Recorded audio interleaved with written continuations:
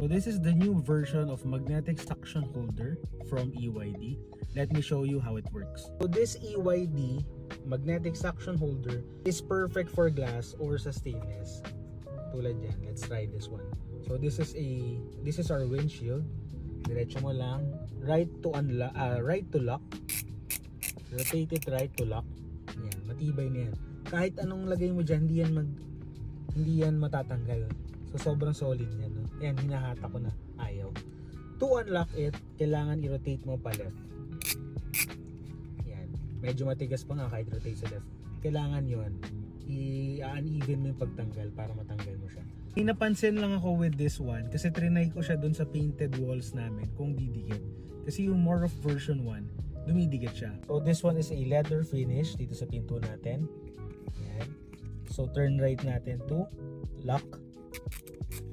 Yan, tinurn right ko na. Ayaw niyang dumikit.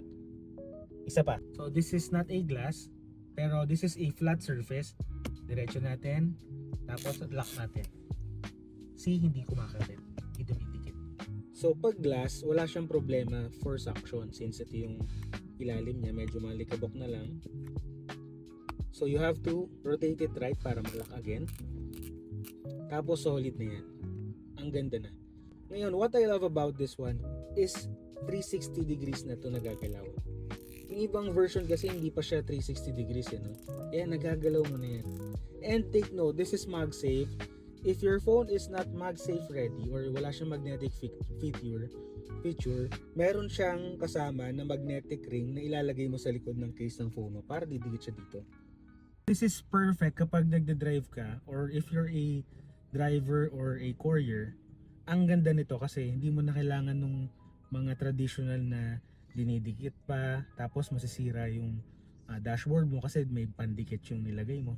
So this is really perfect for you. And sobrang tibay niya. So 360 degrees ito. And then this one is 180 degrees.